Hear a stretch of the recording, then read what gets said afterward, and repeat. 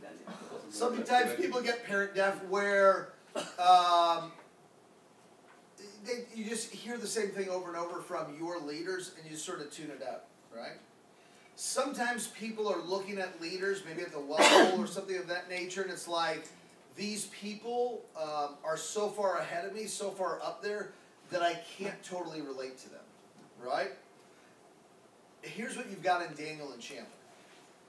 Daniel and Chandler were where you are right now in your business about 18 months ago, 24 months ago.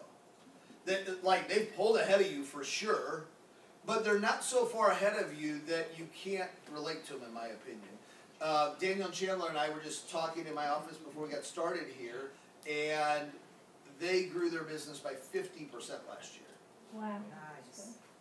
And they're pissed as a wet hen about it. Like, they're not happy about it at all.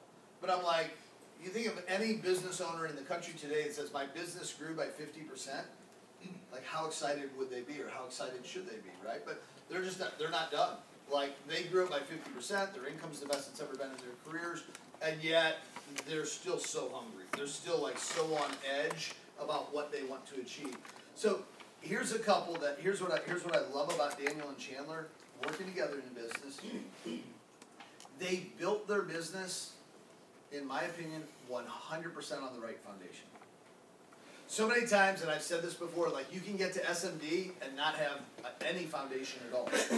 And we see SMD struggle when they don't build it on a strong foundation. You can get your watch or your ring and not build it on a solid foundation, build it on sort of getting sales, and it's just not sustainable. You're not going to keep that kind of growth. In other words, you could go from $50,000 a year to $100,000 a year in our business, and your business could look exactly the same. You just wrote more deals or bigger deals. But how do you go from 100 to 250 following that?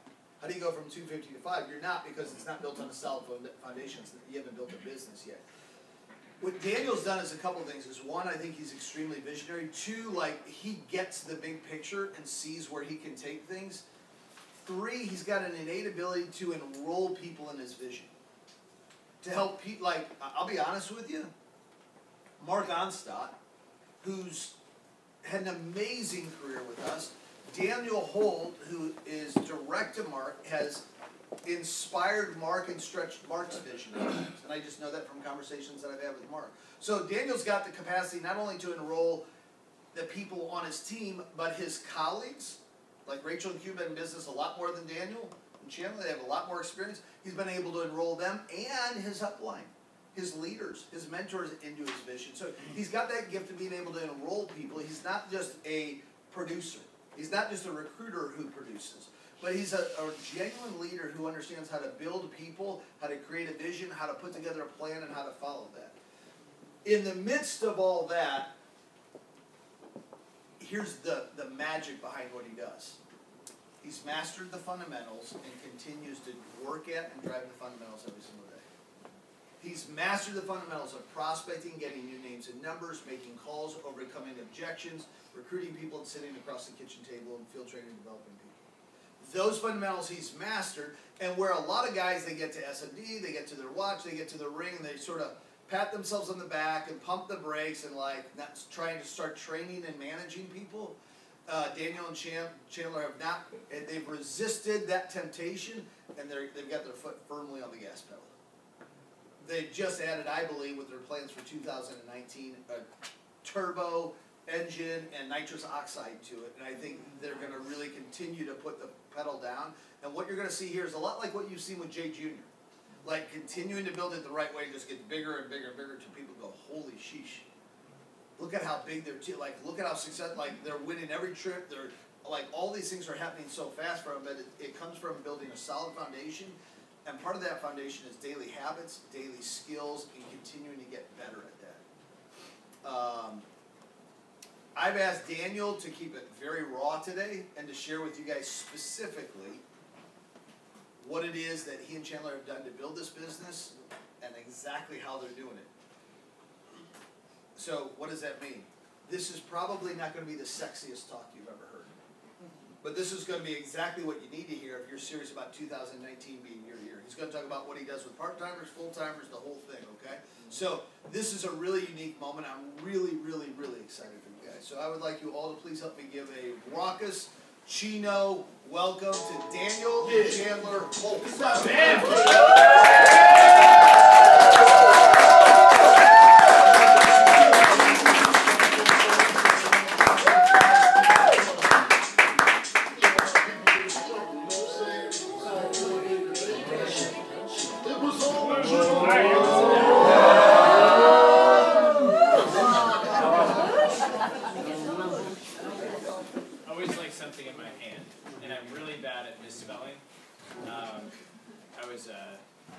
I was a history major, so I had a very intimate relationship with spell check.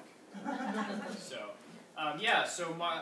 when Christopher asked me to talk, honestly, I was a little bit disappointed on the topic he wanted because I do like more of the sexy talks, the inspiration, the pump up. But I know that I think one of the things why this talk's hard for me is most people don't think the way I think, and I have to remind myself of that.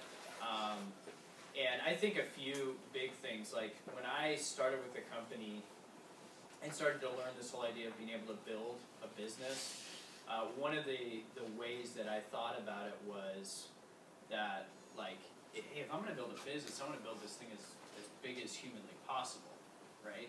And I never had, I mean, like, making six figures or whatever, those things were so, to me, like, low class to what I wanted to do. Like, my goal was to start nonprofits, travel to Africa, work with ministry organizations over there. And so a lot of my desires, like, I mean, you look into a nonprofit, I mean, if you have $500,000 to put towards the nonprofit, you're hardly scratching the surface of what you can do. It's so much money you need to actually start to make a significant difference. That's been my motivating factor. So for me, I'm not where I want to be, and I always lean towards totally dissatisfied. You know, when I started the year, I was hoping for 100 to 200% growth from where I was, and we grew 50%, and that, like, pissed the hell out of me. So I think for a lot of people, I think the first big point to write on the vision is my vision big enough to actually, like, do something significant? If it's just about you, that's just, in my opinion, a pointless existence, right?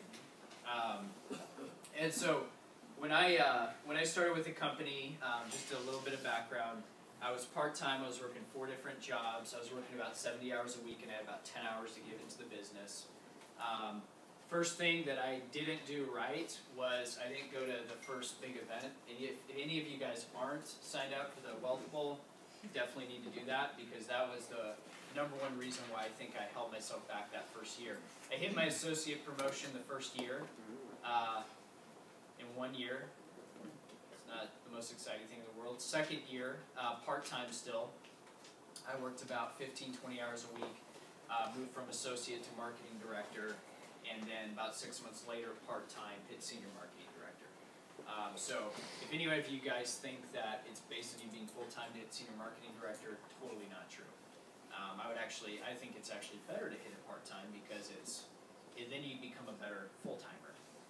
So I've been full-time now for a little over a year, and saw a lot of awesome things. But I think the major part that Christopher wanted me to talk about was kind of what I've done and how I've trained people. So I think the first place I want to start is kind of the foundation of building. When you guys think about starting a business, we know here that we do, you know, top 25s networking, start to build a base of referrals, and then we start looking more towards what we would call, I call it more the cold market, or the market of people or associations that we don't know. And that's where I think I've seen a lot of people drop off, even in my office. Where as soon as they start having to get to a position to where they have to start talking to people that they don't know, there's a lot of fear that comes in, a lot of insecurities start coming up, a lot of feelings of almost inadequacy, or can I do this, really start to fester. And then they either do 2 things. One, a few different things. They get quit, right? Sometimes people will quit. Other times you'll have people kind of stick around but not really do anything for very long periods of time. And then there'll be people that start doing the right thing and they stop too early. I've seen that a lot. they start doing the right thing, then they stop too early to when they're going to start to see results. You know, the way I coach people and train people is I'm kind of a 30-70 guy. If someone can give me 30%, I'll do the other 70. I'm not even meeting in the middle. Like, hey, you don't know anything. You know, just give me 30%. I'll carry the torch for you. And I think a lot of people, where they fail in our business, is they don't realize how to run the business. Like when you think of flying, because like, you know, I'm not a pilot. I don't know how to fly.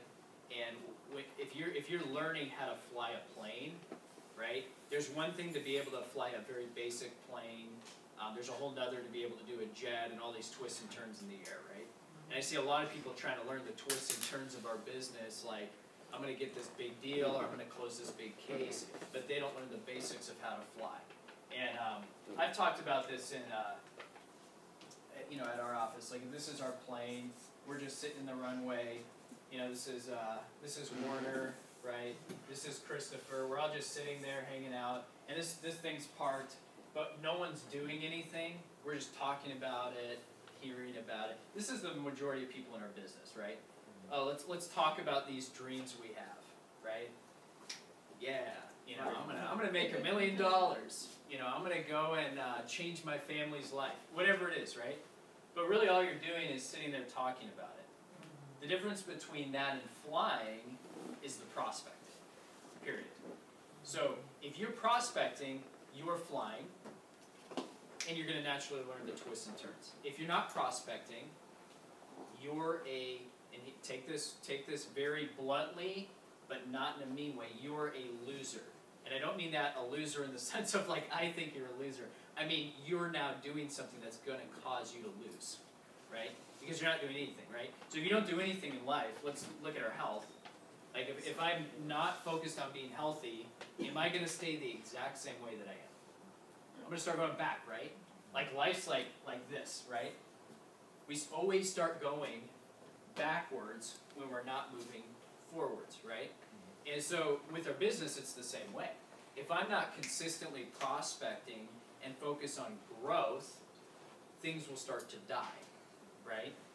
And so if you think about like this whole idea of prospecting, what we're really doing is we're developing people around us to then go out and tell other people about what we're doing, but it's done in a way to where it's never you stopping. You continue to go until you're, I think until you're probably making 500,000 plus. I mean, I feel like most people, if they could pick, would want to at least make 500,000 a year. But what a lot of people do is they quickly start pulling back, and it just blows my mind. This is where sometimes I don't understand. Like, if I have an opportunity to where I can make $500,000 or $1 million or build up to that, why would then I only make 50 or like 60 or 70? Like, that doesn't make any sense to me. This is America, right? It's America. So you know, it's all, to me, it's all a front loading, right? Like everyone who's an entrepreneur knows that, a good entrepreneur knows that you have to front load it. The time, the sweat, the tears come in the first few years, and then you start seeing the huge growth that occurs later. And that's I mean, any company, like, you start a freaking coffee shop, it's the same way. But like, people don't get that, and then they end up failing. Because what people want is, I put in an hour, I get $1, right? Like, people want to see instant results, and it doesn't happen. So let's talk about a few things. Let's talk about doing the right thing. Let's talk about doing the wrong thing. The wrong thing is not doing anything. The wrong thing is expecting everyone else to do all the work for you. Okay? The wrong thing is to have a little vision. The wrong thing is to have a vision that's all about you. The right thing is having a vision bigger than yourself. The right idea, the right way of thinking is, I'm going to build this thing to the point of no return. Okay? And how do you know when there's a point of no return? Here's a great way. Minus out all the things you did for the year in your business, what's left? So think about that. If you guys all hopped on mywfg.com, right, and you look at all the things that you did in your business and you take all of that out, all the appointments you ran, all the clients you helped, even all the business partners that you served, what would be left? What was your override? How many points were written outside of you? How many recruits did you have outside of you? That's the indicator of where you're actually at in the building process. Because if you can't build people, then they're coming in and they're leaving right out the front door, right? If you are building people, then you should see consistently more and more supervisory overrides, base shop recruits, more and more of that happening, right? So there's a few major pieces though that I see people failing at that I'll kind of touch on. It's a big screen. First one is, when you start doing the right thing and then you stop too early. So if I have a full-timer, I'll kind of walk you guys through this. We usually run 2 Madman cycles a year. Does anyone know what a Madman cycle is? Yes. So 90 days where we go freaking ham, butts to the wall, slapping ourselves in the face to stay awake type thing, right? So we try to work usually in that time 10 to 15 hours a day. Like we are all in, right? We usually do it at the beginning of the year and in the middle of the year, kind of midsummer, and then in kind of January time frame. And we do 3 months. And what we'll do is we'll gather everyone together and everyone will pick a baseline, okay? And a baseline, how many calls you're going to make or prospect. So if I leave a message for someone, that's 1 point. If I talk to someone they're not interested, that's 2 points. If I set an appointment, that's 3, okay? That can be warm market, cold market, doesn't matter. But we do that, and then we'll have people pick a baseline, and we front load the baseline. And what I mean by that is like last year, I'll tell you what I did last year. I started it off 100 points a day. Okay, so it's about 85 calls. 85 calls a day takes about 5 hours to do. Pretty large amount of phone calls being made, okay? But what I know is in about 2 weeks, I physically will not be able to do that because I'll have so many appointments going on. So first off, where could you have a business where you do a couple like weeks worth of phone calls and there's that many appointments only here, right? So I'm calling and I'm specifically trying to grow my team, and then as people come in and the training starts happening, I organically let that start to take my time, but I always have a baseline that I fall back on, which is usually 30 points. So as it gets busier and busier and busier, no matter what, I'm still making 30 calls a day.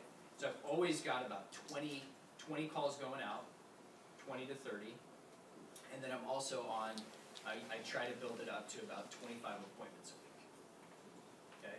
Between interviews and ASAPs, data collects, and I'll usually have, on the guest count, 6 a week, essentially 6 personal guests invited, okay?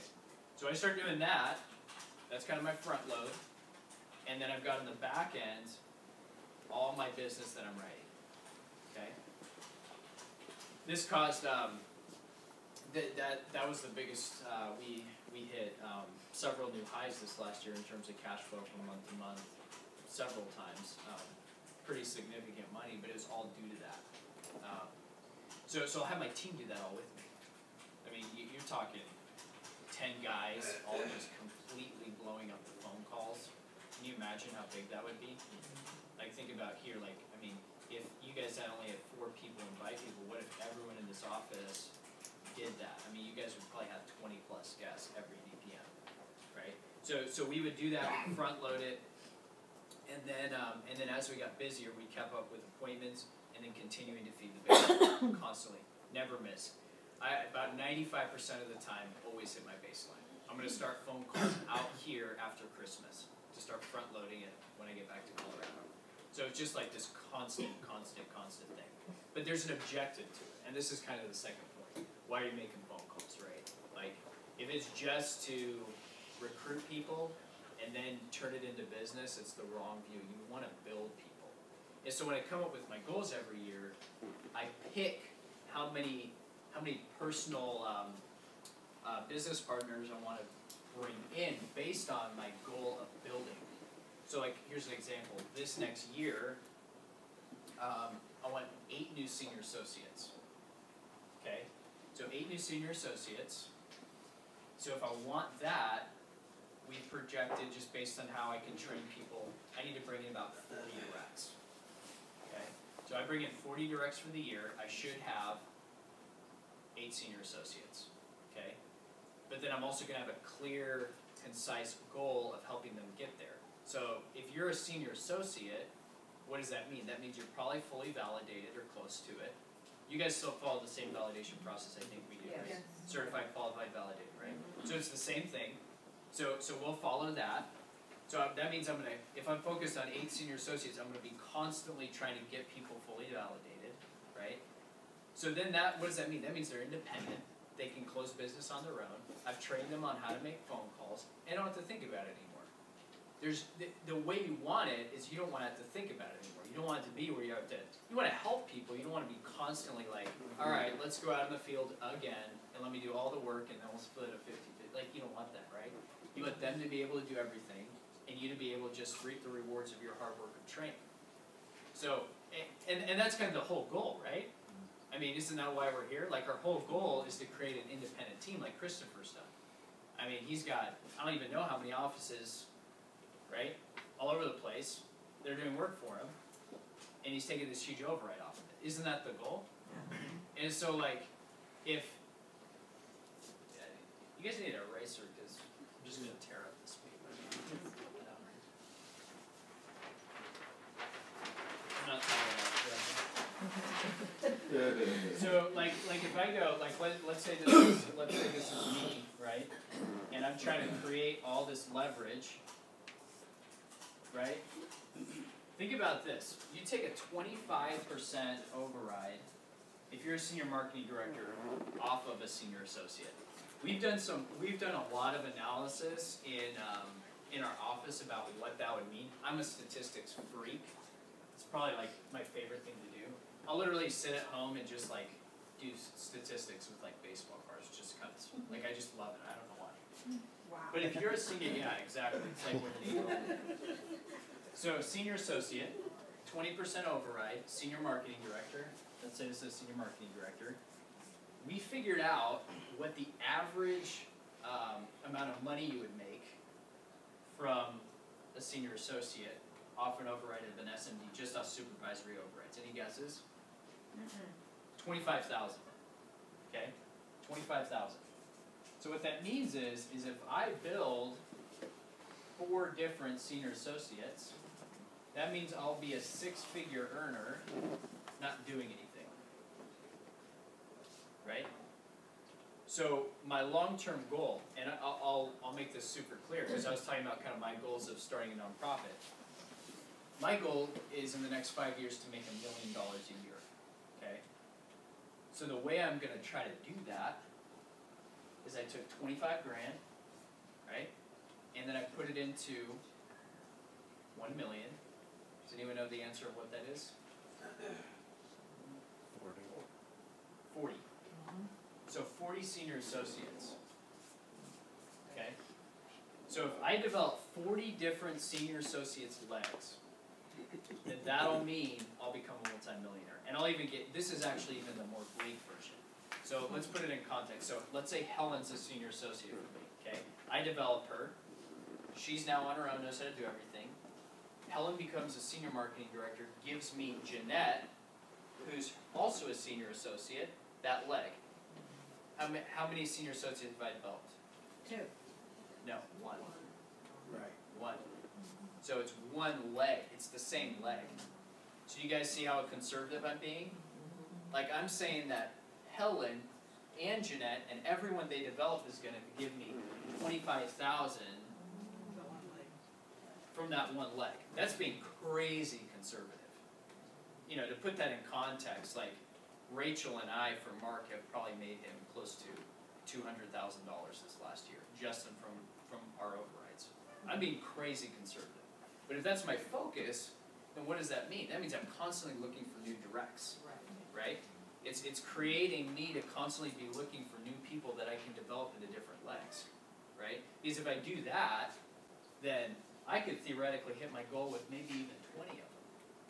So again, I'm not going to assume it's going to be 20, I'm assuming it's going to be 40, right?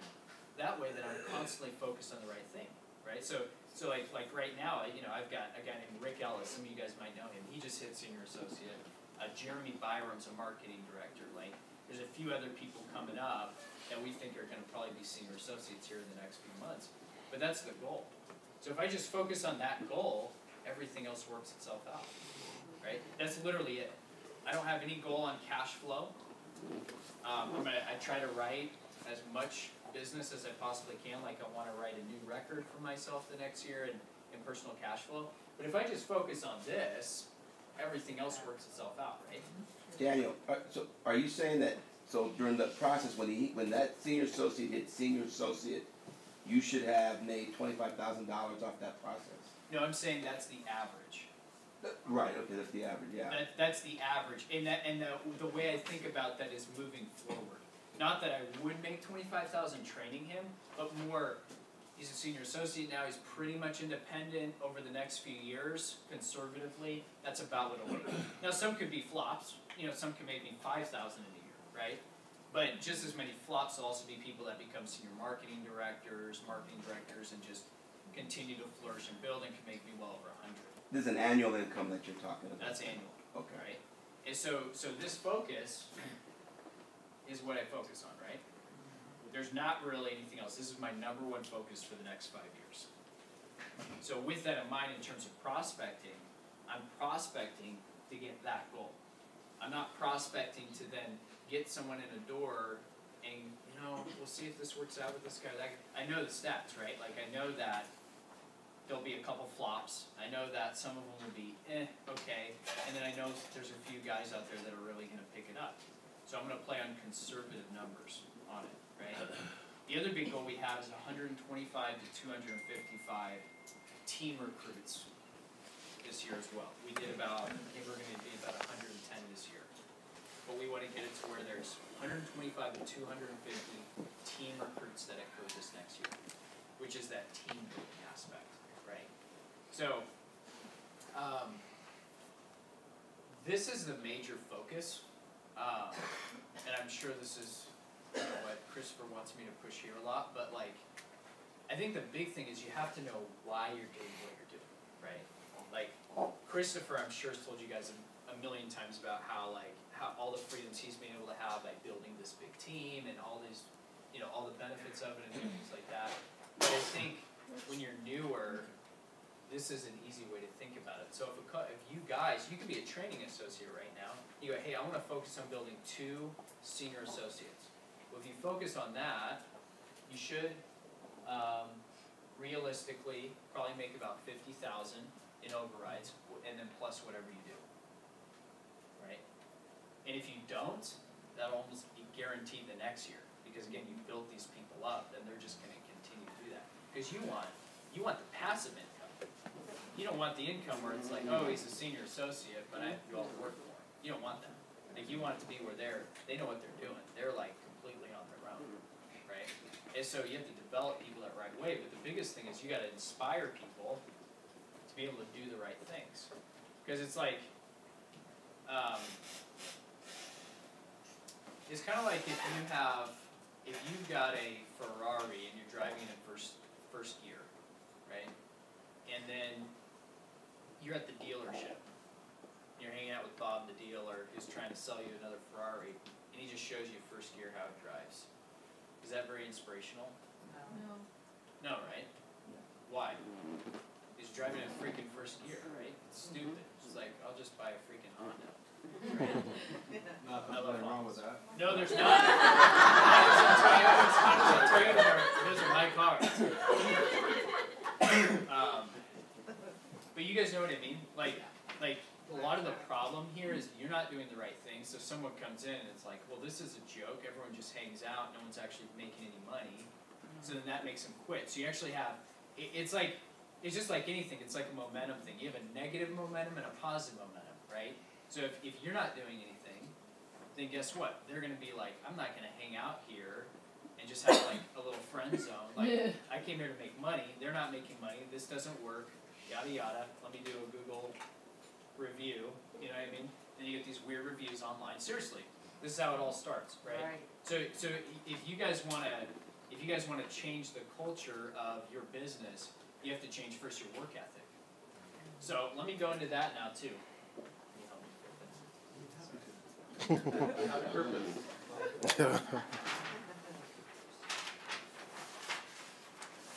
So I'll just give you guys my schedule. and I don't follow this perfectly, but this is what I try to do, okay? I try to get up at 5:30 a.m. and it's gym time. At 7 to 8, well, I would say 8:30. I told you guys I had bad handwriting. It's really bad. Then it's, I call it my personal time. I read a book, read my Bible. Chandler and I will have like quiet times together. And then I try to get in the office around 9 a.m. And I go till 3 mini days. Does everyone know how a mini day works? Okay. So 3 mini days. So 9 to noon is mini day number 1. The way I try to do it is based on the day, I'll tweak it. And the way that I think about it, and write this down, I'm either setting appointments or I'm on appointments. Pretty easy. I'm either setting appointments or I'm on appointments. So, with that in mind, that time period, I do 30 points. If no meetings, okay? So if I have meetings, I'm going to be obviously running meetings. But if I don't, I'm going to be doing 30 points. Or if I have 1, right? Like, I may not be able to get to 30, but I'm going to try to get to 30. So you're going to generate points from activity. Phone call message is 1. Yep. Phone call, talk to them, not interested, can't do it right now is 2. 2. Actually book an appointment or guest coming down would be 3. 3. That's the only way you score points. Yep. Now, I think prospecting, in my opinion, is better, but I just don't have the time for it. So I call. But you'd score it the same way. Yeah, you So score it if the you same way. prospected somebody and spoke to them, they And then you wouldn't wouldn't, consider you're it. getting a number, you 1 point. Well, you would do 2 because they spoke to them. Okay. Yeah. But if they're Yeah. interested, you might. Yeah. So, So if you get a name and number, you get 2 points for it? well, if That they, would That would be 2. well, here's what I'd say, Dean, is if you talk to David, and yes, I'm keeping my options open, call me, I would score that as 2, personally. I'd be like, well, he's interested.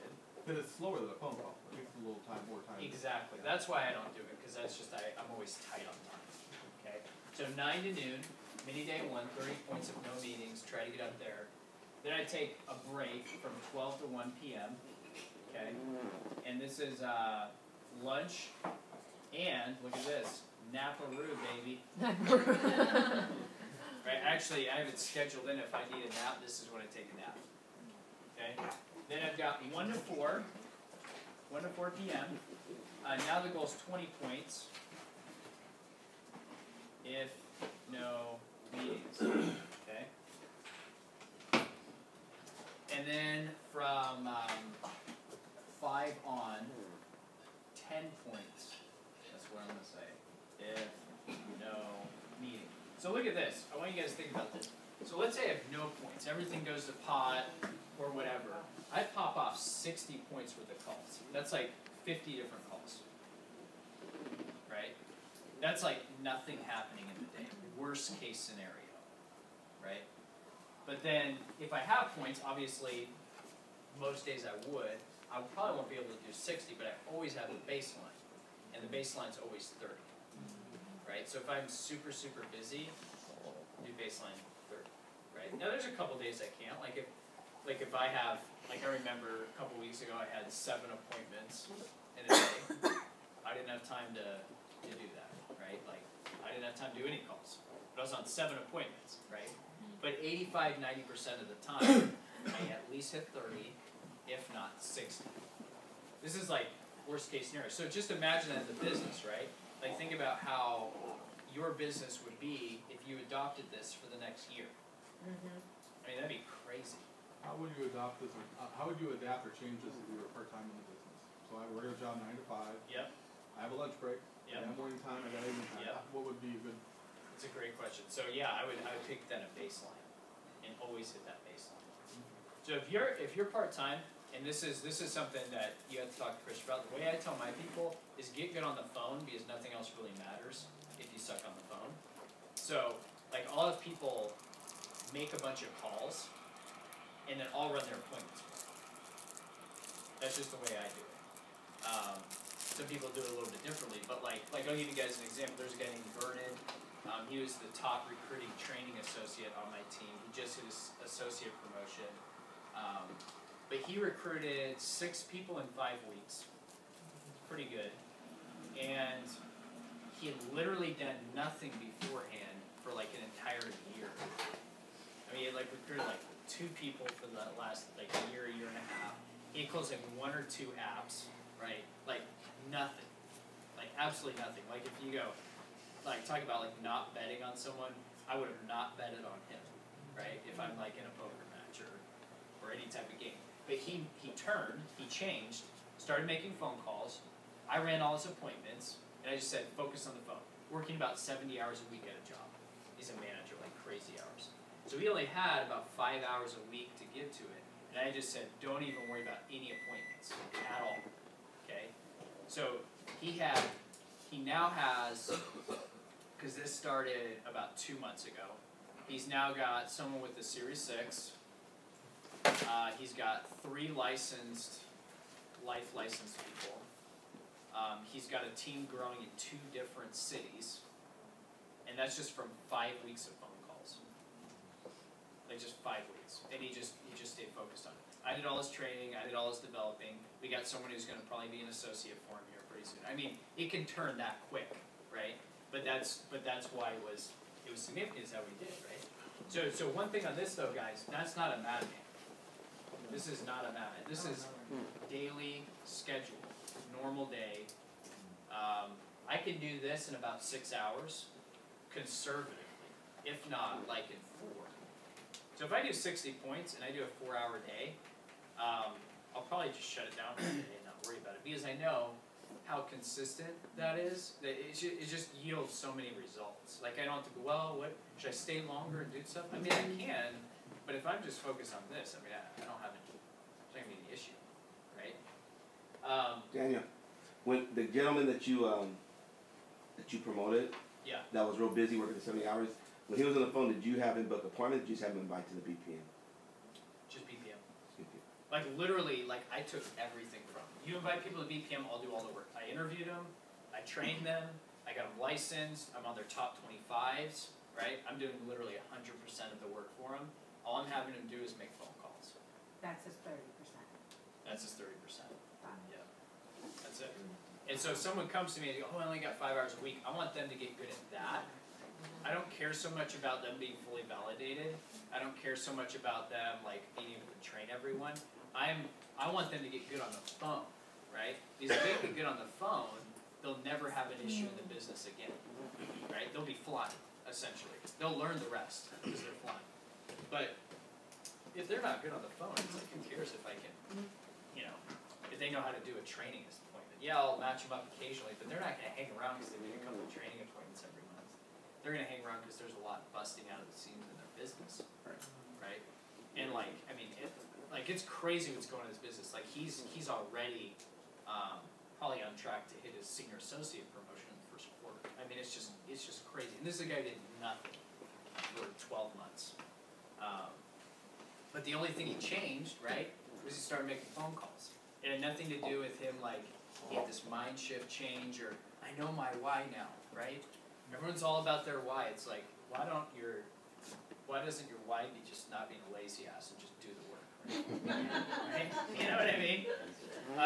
So that's what I do on this. So when I do a madman, it's a lot like this, except it's bigger numbers, and it's more focused.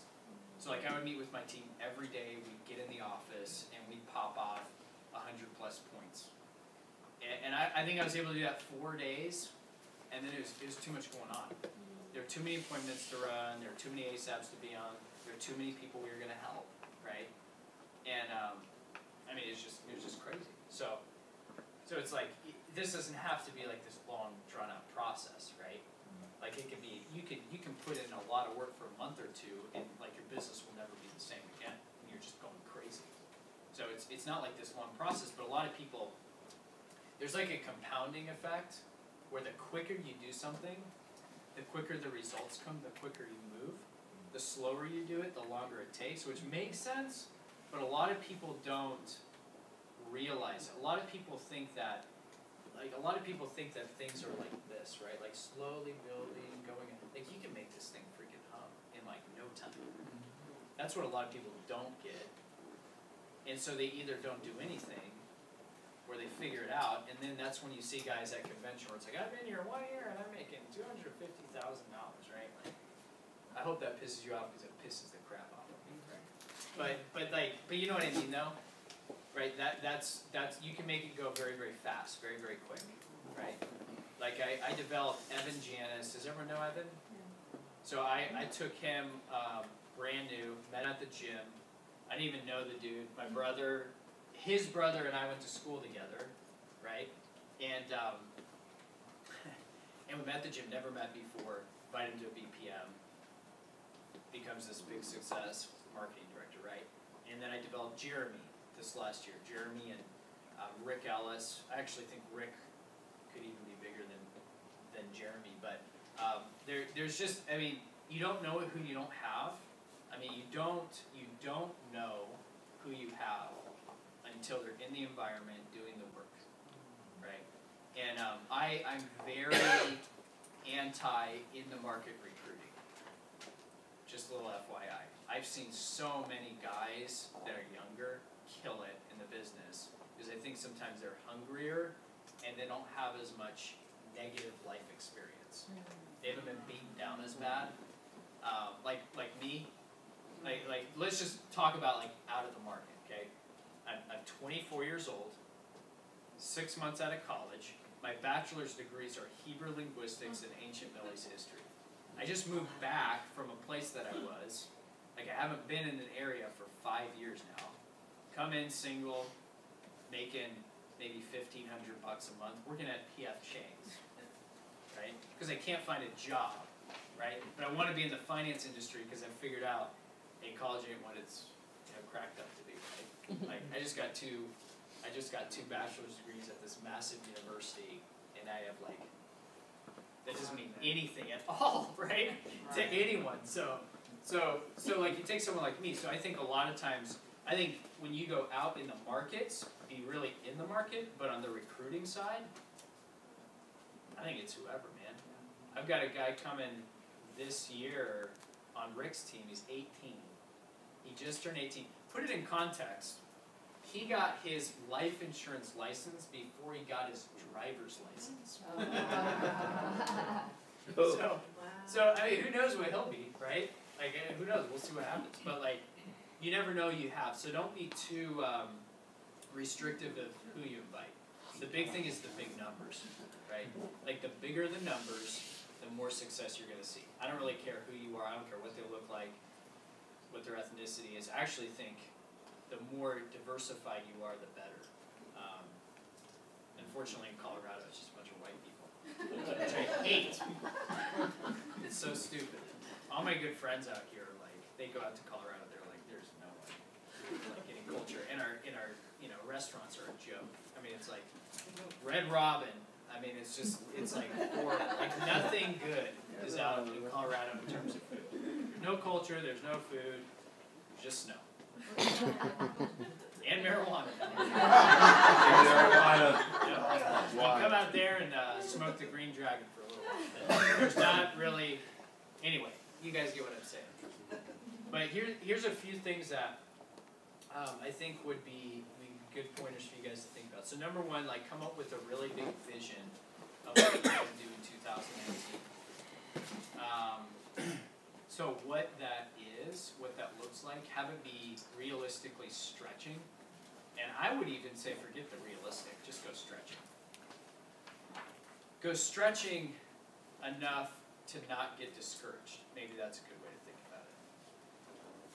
Right, like I always feel discouraged at the end of the year because I'm always trying to make, like my goals are always like 2 or 3 or 4 times what it is now.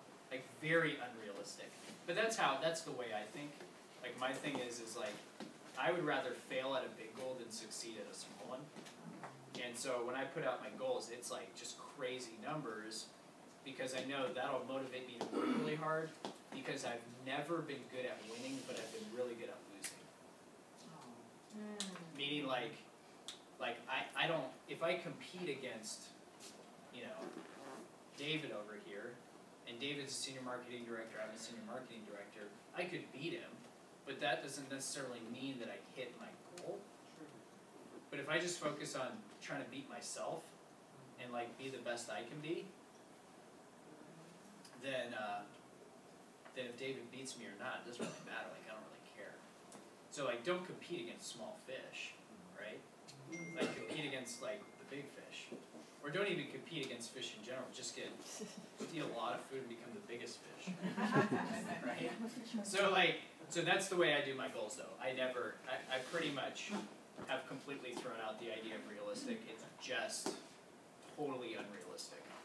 Like absolutely unrealistic. Like to put it in context, like 4 or 5 promotions from where I'm at. I mean just like crazy numbers. Like Question.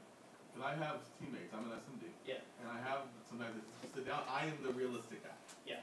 I'm the guy who goes, you're not gonna do it. Like, you know, I'm more like, show me what I can do, let me do it, and then I'll move on to the next one. Right. So when and I'm sure you coaching with Christopher, so you go in there and say how you're gonna be, whatever, SCBC or whatever you put out there for 2019. Right. How does he handle you? Because I don't know how to handle you on those types of conversations. Yeah. Well, here's the way to handle me. Tell me how much I have to work to get there. Anything's possible, right? So you go, oh, you want to be an SCBC? Okay, you need to be in here. You need to have a cot in here. You need to be working 16, 17 hours a week. You need to do 150 points a day. I mean, you tell them exactly what they have to do. Okay. That's what I would do. Give them an actual number. Because you don't know what they have. They could actually be willing to do that. Okay. And that's what you want, right? Probably the ones I have give me those things, but they're not willing to do that work. Right, so then you go. They've never done that work. Then you tell them you're living in delusion. If you want to put in this much effort to get this much result, you're delusional. Okay. That's what I tell people all the time. But sandwich that, huh? You're delusional. No, I just tell them they're delusional. I don't say what you know. I just tell them they're delusional. But it actually leads a great segue into the last part, which is, and what's my time? How much time do I even have? When you're done, You got time, you go. When you're done, we're done. What time is it? 10:37. Oh, you guys are like so much more on time than we are. I have a question. Yeah. Let's say you're fairly new in the business and you basically talk to all the people that, you know, you're warm market on the phone. Where do you go next? And you're gonna prospect your meet some people, but where do you go next? They have enough people to call 10, 20, 30 people a day. Okay, yeah. So I do a ton of stuff. So I'll do, I know guys will do advertising. They'll throw out an advertisement for positions, and they'll get a bunch of applicants to apply. There's recruiting lists out there. I think the easiest one is business cards. Like I'll like hop around like laundromats, LinkedIn. That's where I met Rick. Was LinkedIn. I'll look at LinkedIn. Here's an easy way to do it. Look up LinkedIn. Look up like marketing, and then wherever this area is, right? Chino Hills, right? Yes. There's so many. It's like one city, another city. Like you can never figure out where I'm at. Colorado, it's like city, snow, tons of trees. 45 minutes later, another city. It's like cities. Here it's just like blur, totally blurred lines. But what I do is like I go to laundromats. I pick up a bunch of business cards. I call them. LinkedIn. You can literally type in like marketing in. Pick the city, right? Look up the person. I put it on my Excel spreadsheet. Call the place. Ask for them. See if they're keeping their options open. I mean, you can go on Google Maps. Like literally, go on Google Maps. Like I've done this before. Google Maps, restaurant. Call the restaurant. Hey, who's your manager on duty? Oh, it's Bob Luis. Awesome, thank you. Click. Right. Next day. Hey, may I please speak to Bob Luis? I already know he's a manager. Right. It's the type of guy I want to talk to. Right? So like, again, I don't really care. Because here's the thing, and this is something you have to wrap your mind around, there's no indicator as to whether someone's going to be successful or a total failure here by what they've done. Unfortunately, because it'd be really nice if there was, but there's not. So you could have a guy, 20 years experience manager, total loser. You could have another guy, right out of college, studied legal linguistics, becomes a senior marketer. Like there's no way to tell, so you just invite everybody, right? Like I mean, you'll hear these guys, if you've ever talked to the Ayrtons, I think it was Nate Ayrton, who was like 19 when he started. Yeah. I mean, like, there's not really a clear indicator as to, right? Yeah, exactly. I mean, you got these young guys that just are really, really going for it. And then you've got people that are middle-aged and they do great things as well. There's no like clear-cut avenue in the way in which to do it. But I think the big thing is you've got to have enough hours flying to start to see the results you want, or it ain't gonna happen. I mean, it's just like, it's like business suicide in our type of company to not build a big program. I mean, it's like, there's so many things that come from it. I mean, it's just, it blows my mind, and I think part of it is so many of us come in with the idea of, hey, I wanna be a financial professional, but the problem with that thinking is, yes, I wanna be a financial professional, but how am I gonna get my clients? We have this weird way of thinking, I had it too, and I don't know why we all have this, oh, clients are just gonna come to me, right? So guess what, they do come to you as you build the team, right? And if you just focus on that, all your other problems get taken care of. Like I'm not making enough money. Okay, well now I've got 20 appointments to go on. Probably gonna close a few of those. Statistically, it's gonna to really work not to close a business through that, right? Like let stats, work for you, not against you. Like if you're trying to be that anomaly out there where everything kind of just works out, or I just go off of the connections I have from my church or my friends and stuff. Why? Why would you do that? Why would you put circumstances in the driver's seat of your business? Like, you want to be a rainmaker, not with your little cup, like waiting for rain to come, right? Like you need to be out there making it happen, right? So you want to be singing in the rain. You want to be singing in the rain. Yeah. Like, but you want it to be to where you've got, like the way I describe it is, let's use the example of rain.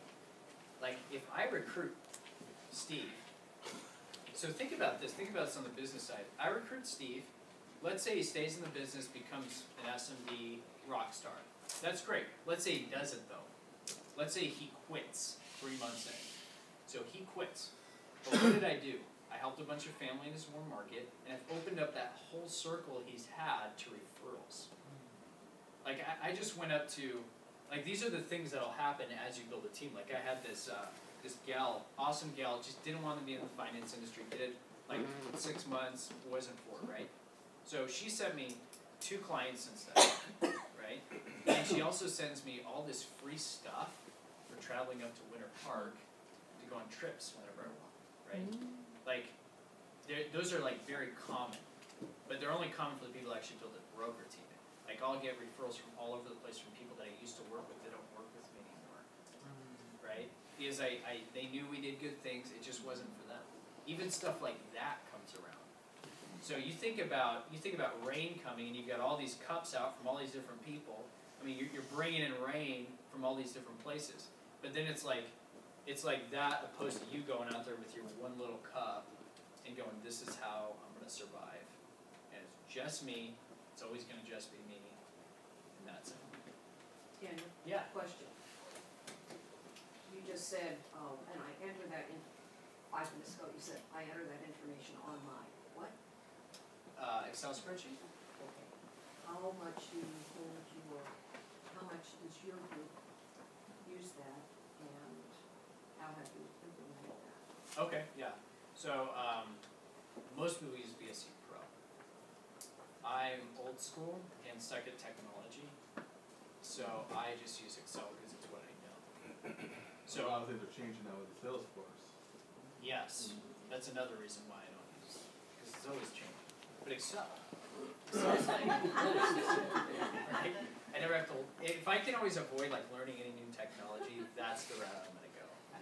Okay, but your people use it then? Yeah, and I'll show you what they do. And you could do this on a notepad, right? So if you're tracking, well, there's not really a reason to, anyway, I'll just do it because so let's say this is Bob, okay, and this is the way I'll track it.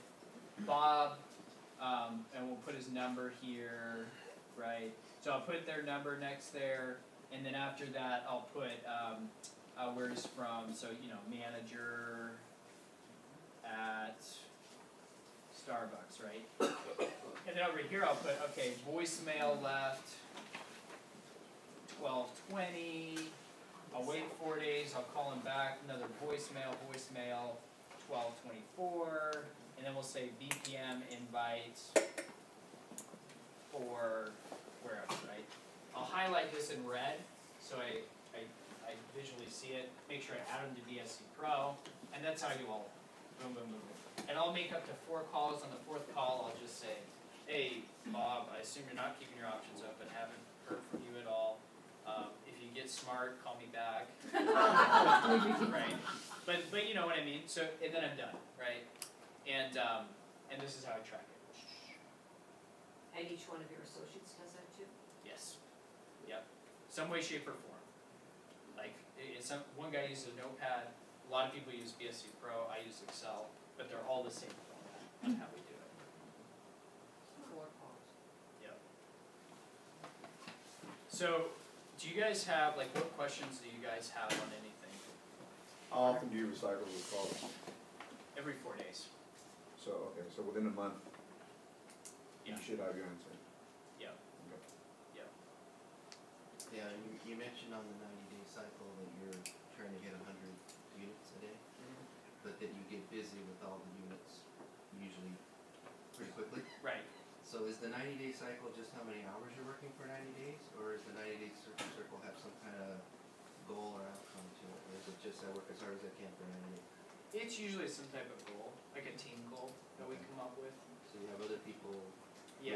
Yeah, it's kind of like on that. It's kind of a unity thing where it's like we're all gonna like when we did it in January, which is probably the one in the summer was okay. The one in January was really good, and we would literally meet every day, talk about what we're gonna do, talk about what our day looked like, and then picked each other's baseline. Like if someone goes, oh, I got one appointment, it's like, oh, cool, you can do 80 points today. Jim, right? And everyone's there like holding you accountable, like you gotta do 8 points. So you only got one appointment, right? But that's more stuff like that because it's more the unity thing where there's a bunch of people doing it together. It could be in your base shop, it could be outside your base shop, but everyone's doing it together to hold people accountable because you're about emotionally charged on a 90-day for like the first 7 days, and then after that you're tired. So there is a set time though. You're saying we're all going to start at this time and we're going to keep working until whenever, or Not so much that, more like we're gonna meet at a certain time. Like Jim, Chandler, me, we're gonna do a Madman together, so we're gonna meet at 8 a.m. Monday through Friday at the conference room, right? So we meet at the conference room, we figure out what our goals are for the day, and then we check on each other, make sure we all hit the goals. Different people will meet at different times. But we base it off of what our day looks like, and it's much more motivating than me just going, I'm gonna work as hard as I can, right? so it really is 91 days Madman cycles. Every single day you're setting up a goal that you're going to do. Yeah. And then what about Saturdays and Sundays? I don't do Sundays on the Madman, but I do Saturdays. 6 days a week. That's pretty standard for me. 6 days a week. And your 3 people would meet for those 90 days, every day? Yep. Except Yep. Sunday? Yep. So if they couldn't come in for whatever, they had like an early appointment or something, they call in. Yeah. Yeah. And so I mean, talk about like motivating when you got people all holding each other accountable to max out every single day for 90 days. I mean but you can't do it on your own because you're gonna start going back to all like your old habits. So by having a group do it together, it then makes everyone have to be on top of it. Got it. So that's huge. I mean, like that's the secret sauce. Is that I mean it's the same way that people can be drunks for years. They go to AA, and 3 months later they never drink again. You know what I mean? Like there's a reason why that happened. And the biggest thing is that group therapy, but then also that group accountability for everyone. And it kind of feels like therapy because you're like, I'm so tired. I did all these appointments yesterday. Okay, well now guess what? You got to go out and freaking do it again. But you can't do that on your own. You need someone there to push you and help you and really max it out. We saw crazy things happen in that. But But part of it too is the pain. Like we knew it was gonna be painful, but we just did it anyway. Got it. And that's the big difference is like, most people run from the pain, it's the uncomfortableness, that many phone calls, that much rejection, right? Of people saying no or whatever, but we were just willing to do it because we knew the outcomes would be worth it. I have two Yeah. questions. With, Vernon, do you know the difference between the, before the 5 weeks and after the 5 weeks income? No, because it's been so quick. There's so many cases. I mean, literally, like to put it in context, he hasn't even gotten paid on a lot of the cases yet because we got people licensed so fast that like they're getting licensed and we're turning in cases for them within a couple days after they get licensed. So he's got, I'll say this, he's got I think 10 cases out there, either his name's on or his team's on, in about a month. And about 15,000 votes. Or more now, I don't know. It's like 20. I mean, it's just crazy. So it's gonna be just like that delayed effect though. He'll start seeing his income jump. But he's going so quick, the income hasn't started to catch up at how quickly it's going. So. Second part, if Yeah. you were prospecting me, what's your script? What do you say? How does it look like? Like if we're meeting face to face or I'm calling you. No, you're meeting me, you actually make eye contact with me. Well, give me a scenario. Where do you work? What do you do? Like We were shopping, Christmas shopping, right here at Chino Hills Mall. and I just honestly I hardly ever do that. I can tell you what I think I would Thank you say. for being honest. Yeah, but again I'm mostly making phone calls because I don't have necessarily the time to then shop around. But let's say this. Let's say here's what I will do, because I don't want to go out of the context of what I actually do. Let's say you're working at like Starbucks or you work there, right? And you're checking me out, and I'm checking me out at the register. Wow. But Chandler, I'm happily married, 25 years. you know what I mean though? Like you're more just there, and I really like your customer service. Okay. I'll look at your badge. Give me it again. Gracie. So I'll go Gracie. I'll pull out my phone. I'll put down Gracie. I'll pull out where you shop. Not where you shop. Where you work, right? I'll when I'm doing my calls, I'll Google that place and get the number. I'll call up. Probably some other person's gonna pick up. Maybe it's Bob. I'll say, hey Bob, I was trying to get a hold of Gracie. Is she available? Right? And then you get on the phone. And then I would say, hey Gracie, my name's Daniel. You actually just checked me out. Do you remember me? I had red hair. And they might go, oh no, I don't remember you. Anyway, I want to thank you for great customer service. I also want to call you because I'm actually a part of an expansion locally here in town. We're looking for really good people, and I was wondering if you're keeping your options open. Go, yeah, I think keep my options open. Awesome. So our company's Transamerica. I have no idea. This is a big part. I have no idea whether it be a fit or an interest on either side. But I wanted to see if maybe we could find a time where I could give you 5-10 minutes of info about what we're doing and just go from there. So what do you do? If you're keeping your options open, yeah, sure. Is this the best number to reach you at? Should I call you at a different one? You give me your cell. Go in, do the business card script the next time we talk. Because what I did there was, I didn't do anything weird, right? But then I also didn't say, hey, can I grab your cell number? I said it in a way to where a woman wouldn't feel uncomfortable. Like, who's this creepy guy, right? Can I grab your digits? Like, can I have it? I'm doing it in a way to where no one would be like, oh, that's weird. I give you the option to give me this number.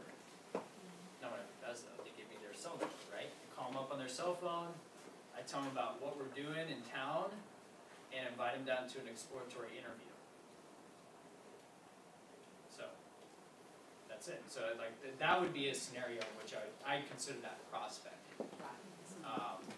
But I don't have the time to then, but probably like meet you and then talk to you, and I find that kind of weird, so I don't do it. But you don't. That's me, right? Like I know people that can do it, and it's not weird. If I did it, it might be a little weird. Like hey, you know what I mean? Like it wouldn't come off the right way because I'm not good at that, so I wouldn't try it. So you just strictly prospect over the phone then? Due to time. Okay. Due to time. Now if I know someone and I'm starting to get to know someone better, it's more of like relational. But I've rarely met someone, talked to them, and invited them in the same meeting, because I always see it as like breaking the ice. They don't know who I am, they don't know anything about me. If I'm trying to walk up and then turn it around to where, hey, next Tuesday they're down at BPM, I find it highly unlikely for me. But some people can do it, and I don't know how, or I would tell you. So I do it more in like little baby steps. Got it. Yeah. Yes. Yes, during your Madman runs, did anyone have challenges with the numbers, having enough numbers to consistently make those calls? Yes. Okay, and that's where they start to resort to LinkedIn and all those places to get additional numbers? Yeah, and I just said, hey, you run out, call a phone book. I mean, like, there's so many places where you get numbers, advertisements on the side of billboards, like, there's a lot. But yeah, no, that definitely is a problem. That's a problem for me, like, I'll run out of numbers, and then I'll have to go gather more. But, yeah, yes. Do you also focus on the results of your baseline calls, like, I gotta have 5 appointments set or 5 one-on-one set within that 60 No, points that I you don't don't? do that at all, Okay. because I can't control that, so I don't even think about it. You I can just become focus better on on the the big phone, numbers. you can become better, more effective on the phone and get better results. Yeah, but I don't focus on that. The way I do it is I'll get good on the phone by doing a lot of them and then having other people listen to me, but I personally don't. Some people can do that, but that's just how I'm wired though, like that doesn't motivate me, because then I would rather make 60 points and get 1 appointment set than make 15 points and get 5 appointments set. That's me. Because then I knew I maxed out my day, but if I do like 1 hour and everything goes my way, then I should do the 60 still. That's my view. But I don't think there's a wrong way. I mean, if people are good at that and they can get a lot of momentum doing that, I think people should do it. That's just me personally. Because I'm so, like I said, I like losing. You know what I mean? Like I was saying, like I like it when there's a goal that's so big I can't hit it. That's just me. I'm just weird that way. Like I don't like, if I feel like I'm getting little wins, I naturally get pissed off at myself because they're too little then. Like I'm always trying to raise the bar. So if I'm like really high bar that I think super unrealistic, that's where I'll shoot, and then I just kind of know I'm probably gonna fail at this. But that's kind of what I've done. But again, different people are wired different. I think I'm more the anomaly. I don't think I'm necessarily like, that's like, write that down, everyone wants to do that. That's just how I'm wired. I just like losing, is then I feel like I gave it my all, and I won't necessarily feel that way if I win. But that's just me. That's just weird. Anyone else? Who else? Was that Warner? Did you raise? Oh, no. I was gonna say, but you're embracing the large numbers. Right. So you know it's gonna come out, it's going the direction you want by running the large numbers, by being consistently running the large numbers. Totally. So you're not focused on, you know the results are gonna happen, so you don't have to focus on the results. Right. If you focus on the bigger numbers. Right, exactly, yeah. So I just always think pain. I want pain, right? Because everything I do in life is either pain from atrophy or pain from moving forward. Yeah. And so I'm always trying to look like, what's the pain I can take to move forward? Right. So I never have that atrophy, that's the delay effect on everything going negative, right? My business falling apart, my health falling apart, right? Like, you know, it's like I want to have the ability to just like be in as many painful situations as possible. Right on. To keep on going, because then after a while they're not painful anymore. Yeah. You know what I mean? It's like You working get out. stronger, You yeah. just blast yourself day after day after day. After a while, it's like, oh, this doesn't actually bug me anymore. And then I'm at a pinnacle place to where I can keep on like doing harder and harder and harder things. You're just building character. Right, I read and like, scripture. there's a great quote, I've heard it a lot, but you know, you want bigger problems, right? Because bigger problems usually take about the same amount of energy as small problems do, right? But if you never can get through the little ones, because you're soft, essentially, you never can get to the big ones, and the big ones are where the big money is, Right. right? So like again, like going back to flying, like if you're not doing the points, you're not doing the calls, you're never flying, how are you gonna learn how to do the tricks? Right? You're sitting as a, sitting around the table talking about like, here's how to be a good pilot, here's the instructional manual, all of that. I mean, it means like shit, like it doesn't mean anything. It's just like, it's just there, everyone's talking about it, it doesn't do anything. And that's kind of what, probably a lot of you guys, that's, not everyone, but for some of you guys, that's what you do here. You talk about this whole idea of, hey, this is cool, we're gonna be multi-millionaires. Yeah, it's like, are you though? Because you're kind of living in delusion. You're not doing any work, and then you're expecting to become like an Olympic athlete, right? It's like, know your body fat percentage, right? Like, you're not gonna be able to run and just kill it if you're, not in really good shape. So, Enough of the body shaming. no body shaming. We'll take it down. But did anyone else have any other questions? Yes. What role does Chandler play with you, and how did you figure out your roles together, kind of work together? Great question. So I hate paperwork. I hate thinking about paperwork, and I hate everything related to underwriting. Therefore, Chandler helps me with it. She's good at it. She's nice to people, and that's how we run it. Okay. So I still run all the appointments, all the different things like that. But she does all the paperwork, and then she does a ton of planning with me. Like, we never plan ever without the other person. Like, we always plan together. And then I mean, the biggest thing is she's my encouragement. But in terms of work, that's what she really focuses on. Because I hate paperwork. I don't think there's many people in here that hate paperwork as much as I do. Like, it's horrible. It's the Antichrist. I read Revelations. It's at least one of the 4 horsemen. Yeah. So, any other questions, guys? And I'll just land kind of on one more thing, and then we'll be done. The last thing I wanted to cover with everyone, and then we'll be done, is write down delusion, okay? Like, here's the bottom line. Winning is simple, right? Like, winning is simple, but few people attain it, like true winning. And what I mean by that is, if any of you guys go, hey, I want to get an 8% body fat, right? Like, yeah, not body shaming. I mean, if that's your goal, right? Like, I want to get to 8% body fat. You can go online, Google it, and you'll have 20 different ways you can do that. It's not, I would even say it's not even hard, but most people are disciplined enough to do it. And what a lot of people don't realize is how fine a line it is between winning and losing on a daily basis. It all comes down to daily, right? Like, you can have had the best career in whatever. You stop doing the right things, you're going to start losing, right? You can have the worst career ever, you start doing the right things, and it'll completely change you. Winning is the process of doing the right things daily, right?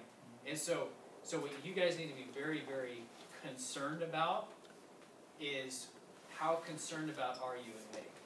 How concerned about are you in winning? Are you uncomfortable? Like, we were watching Shark Tank a few days ago. Do you know how many times on Shark Tank they'll go, love the product, don't like you? Yes. Right? Like, how much, is this a hobby for you? Like, is this one of those things where if you went on Shark Tank and you go, here's my sales the last year, right? How many of those sharks would actually go, I'd invest in you? Like, you guys should all feel a little uncomfortable. You should all feel a little bit concerned, like, I'm not where I need to be. I didn't hit my goals this last year, and I need to freaking change something about what this next year looks like. If you're not, there's a problem.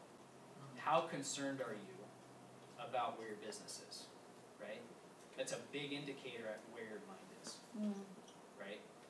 Like I'm very concerned where my business is, and I'll tell you why. I don't have enough validated people. I don't have enough promotions. You know, like I don't want, when I do my little break next year to have as many things on my shoulders as I do this year, right? Like, I want it to be to where, oh, I've got all this stuff going on, I got freedom, and I got more schedule, and I don't have to worry about it as much. Like, you guys should be very concerned about where your business is. And I don't mean to be bleak, but until you've got rolling in like at least 200,000 from overrides, you ain't made it yet, right? Like you need to be like constantly going until you get there.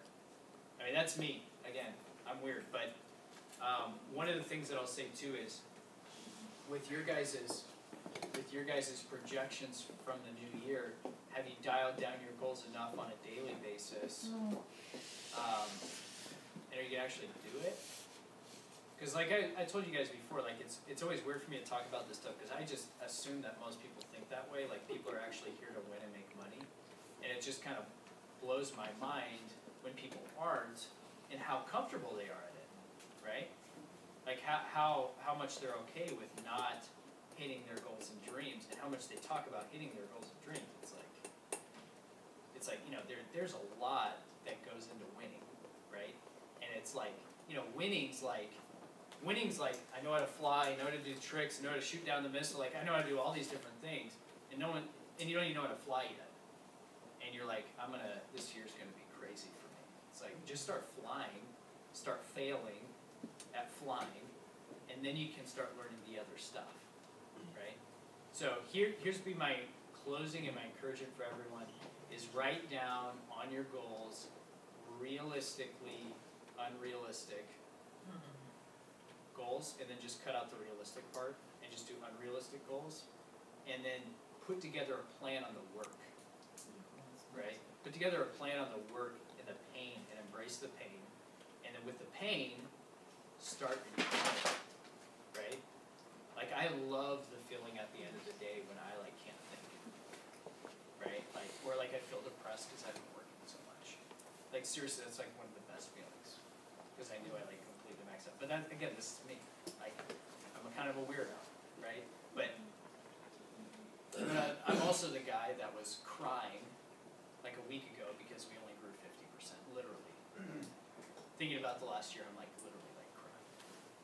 Now that's a whole nother problem that I need to probably deal with. So I'll probably get some coaching from Christopher about. But like naturally, I'm like, yeah, I'm like half empty as hell. Like I'm like everything didn't go my way. We only grew 50%. Yada yada yada yada yada. But here's the one thing we talked about that I think is good. You have to work hard before you can work smart, right? Like if you are not working hard, you can't learn how to work smart. I worked really hard this year. I didn't feel like I could have given any more, but I could have worked smarter, and that's what the planning is for this coming year. How do I work smarter? What are better things to focus on, right?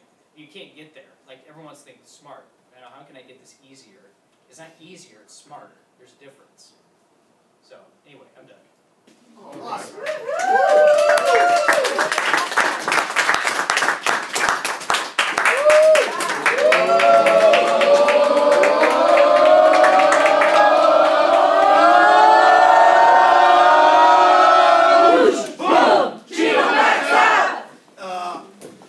So much great stuff.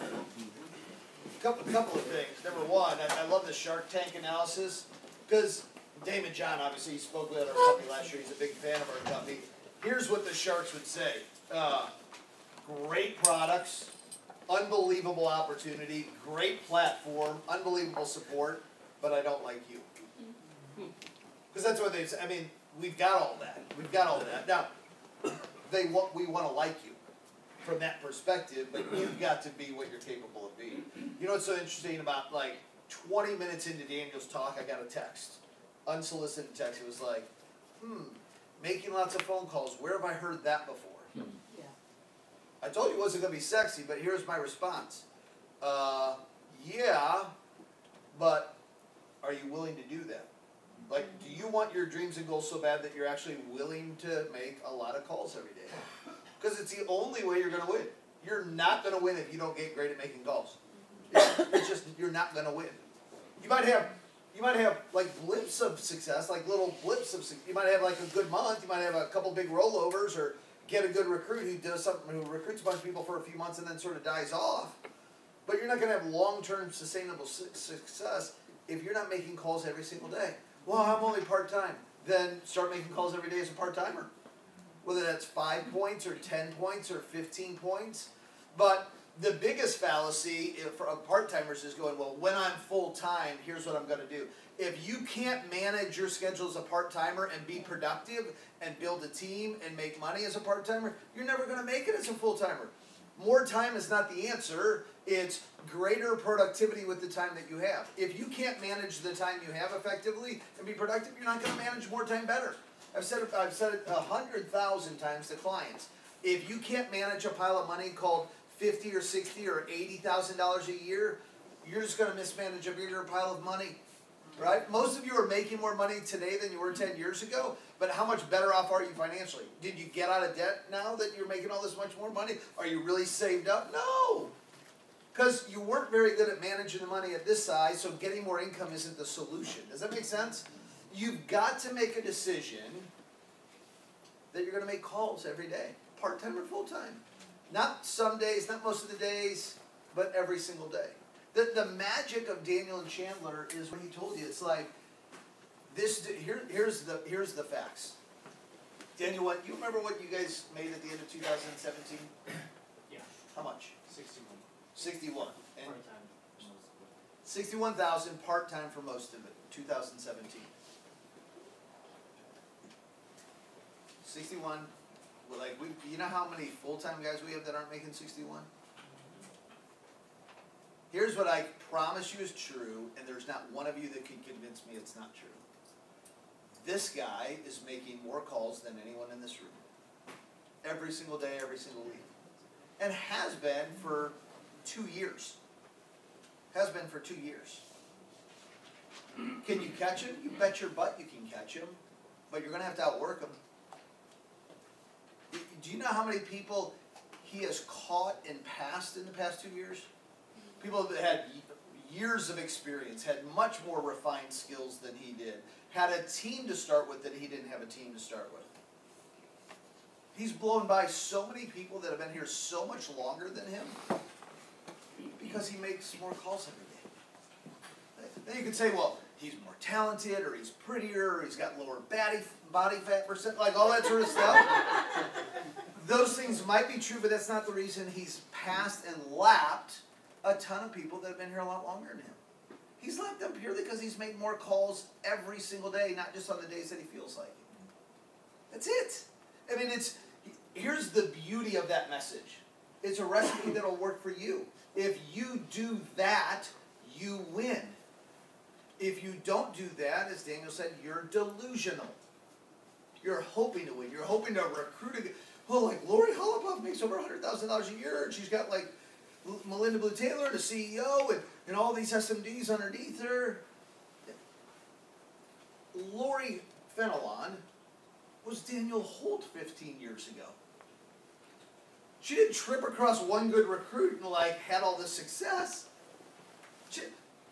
Lori was one of the first ones in the office. Jim will tell you that every single day, and she was for sure the last to leave. She wouldn't leave till 11 o'clock, midnight, like 1 o'clock in the morning. Like she just put in the work because she didn't know how to work smart, so she put in lots of work, and over time she got a chance to work smarter. She didn't recruit like 3 people, and one of them turned out to be Melinda Blue Taylor. So don't like tell yourself that you're going to get lucky, right?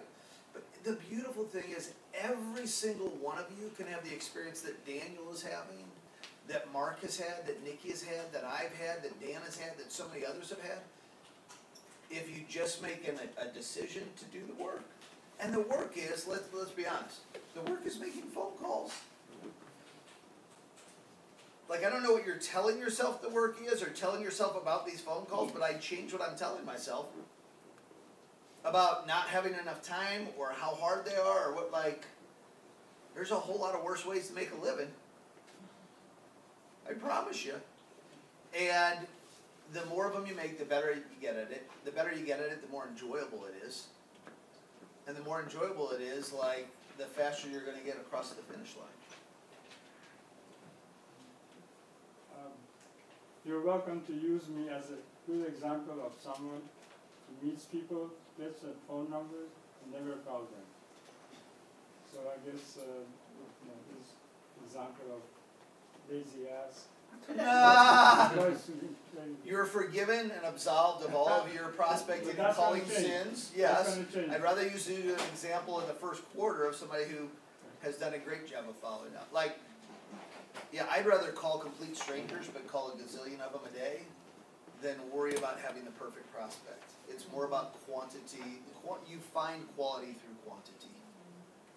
You find quality through quantity. So it's like Daniel said, it's so simple, but it's hard. What's the hard part of it? You getting yourself to do something. That's the hard part of it.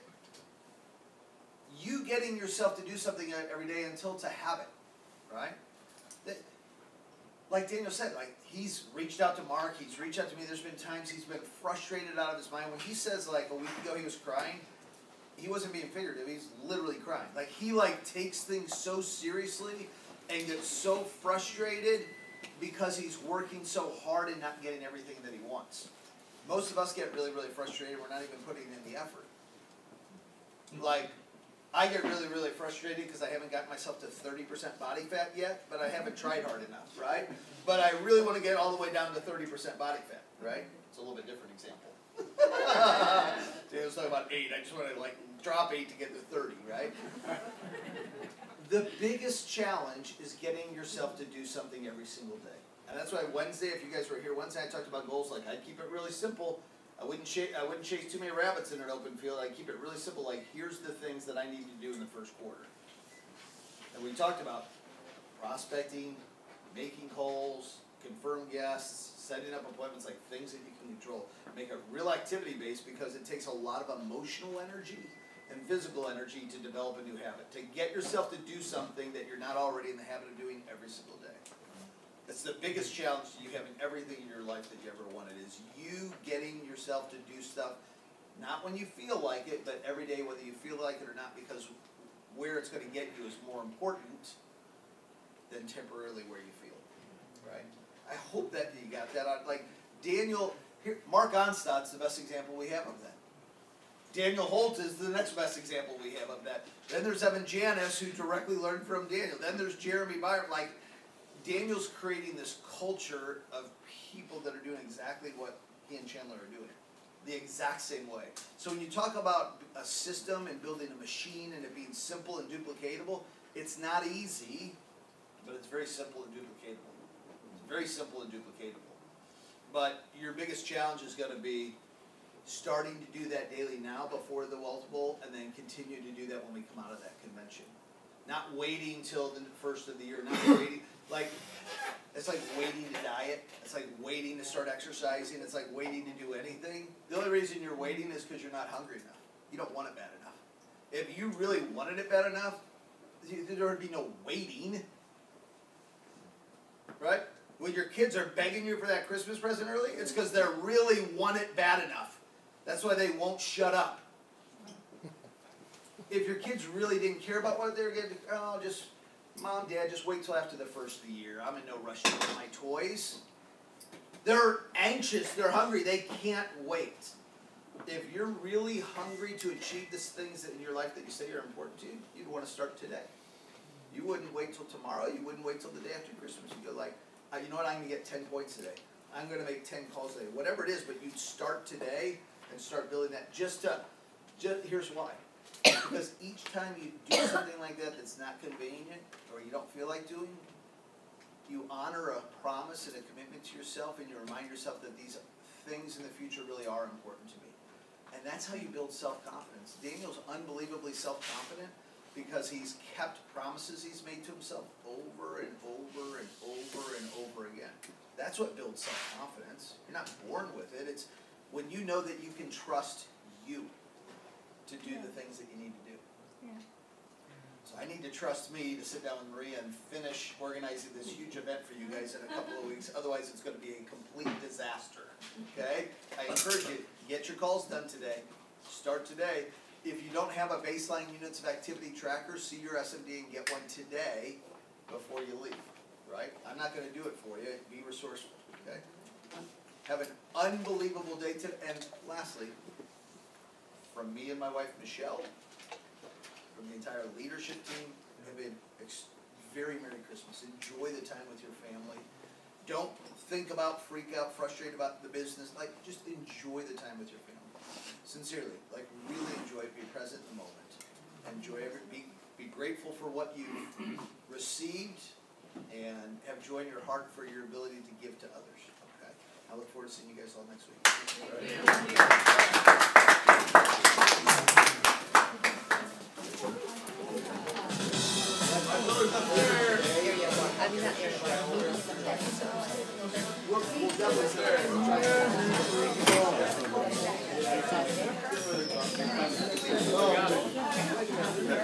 I want to wish the entire Fitzroy household the greatest Christmas of all time. What if I don't celebrate Christmas? What if I celebrate Kwanzaa? If you don't celebrate Christmas, Okay. during Christmas, It's also Kwanzaa. first of all, you shouldn't be in this country. Secondly, you're an atheist. You shouldn't be alive. Thirdly, you should be beheaded. You sound crazy. Fourthly, why are you Christians believe in beheadings? This one does. This one. I bet he does. As long as no one I know being beheaded. Oh, okay. Fifthly, I would suggest you dump Kwanzaa. Dump. I don't believe in Christmas. Hanukkah? Dump Hanukkah? Huh? Dump it all. Just Merry Christmas. Go, walk away. Walk away. I should be a world leader. Which world? Mars? I'll vote for that. He threw Kwanzaa at me.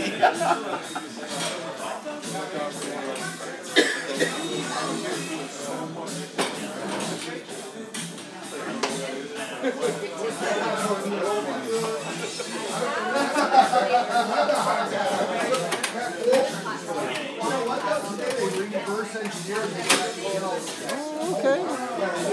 They get their reward.